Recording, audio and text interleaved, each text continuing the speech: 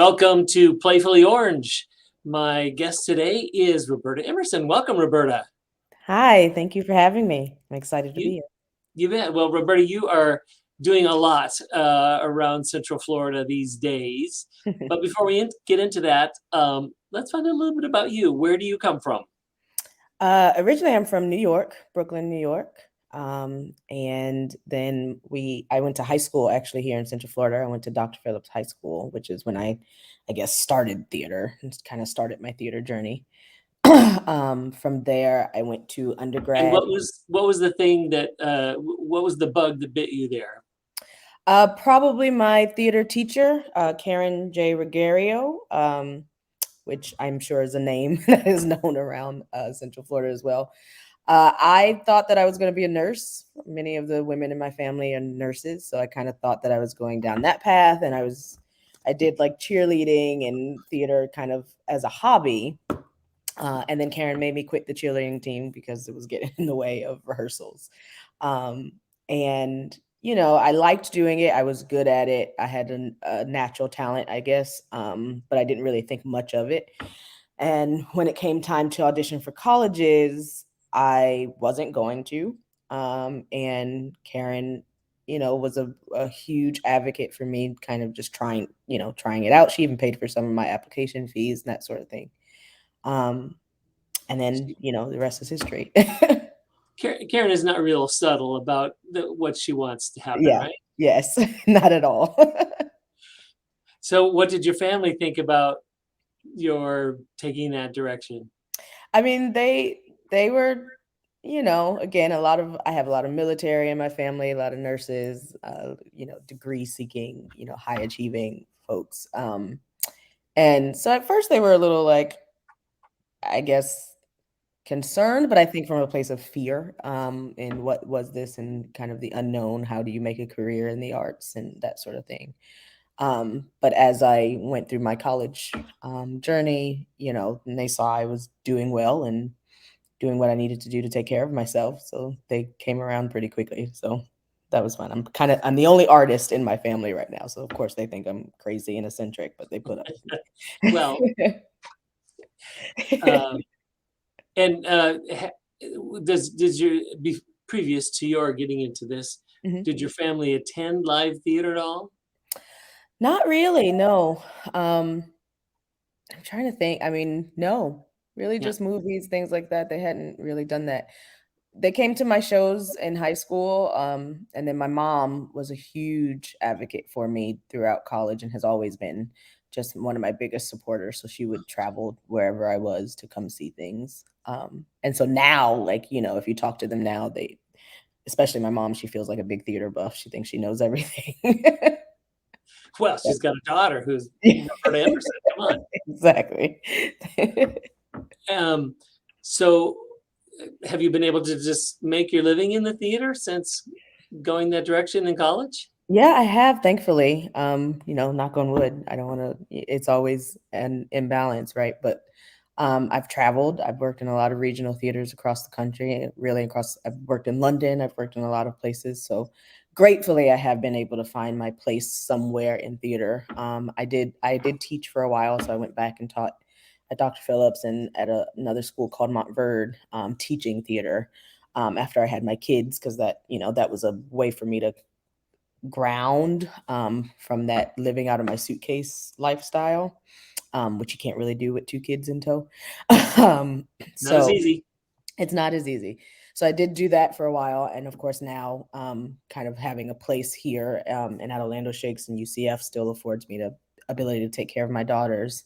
But they're old enough now, so I'm also back traveling and directing, and I'm not tied necessarily to Central Florida anymore since they're old enough to kind of be who they are now. So explain what your role is or your ties at the Shakes and at UCF. So I'm the director of new play development at Orlando Shakes right now, which is essentially the steerage of new plays. I find new plays and put on what is our annual play fest, which is actually going on right now. The second weekend is this week, Friday, Saturday, Sunday. And we're kind of the stop in the development of playwrights' new plays and new productions. So they come in, they have a week of rehearsals with professional actors, where they get to make changes and really hear their script, and then they go off, and hopefully, that new play then becomes a part of our signature series. And along with that, at UCF, I teach directing as one of their professors, which is really fun. New play development is a very niche market in the theater realm, which is a niche job in the broader scope of things. How did you get into that? I don't know really. I love new plays. I love working with new plays. I love Shakespeare. So let's start there. And I think what people forget is that Shakespeare was at one point a new a new playwright, right? And we think Shakespeare, we think these big, large classical things, but it is new work when he was writing those plays that we understand as universal and kind of whatever. They had to begin somewhere. And so I think that's what's most exciting for me, to kind of connect that classical with the new, because ultimately the American theater needs new voices. And if we don't support new voices, then we don't get them, right? We don't have people like August Wilson or Lorraine Hansberry or Tennessee Williams if there's not, the resources for them to have a voice. So I think, I mean, obviously everybody's tract is a little squiggly. I am a director, right? So I've worked with both new plays and classical plays.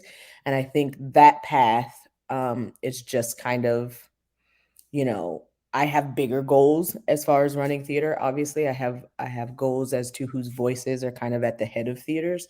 And so, yes, this is, a step in that journey of wanting to be a leading voice in American theater. And I think what we're doing at Orlando Shakespeare New Plays is certainly a great step in the direction of kind of what my larger goals in terms of myself are. You're also an actor, but Yes. you find you have a bigger voice in the broader community by being involved with the new play development.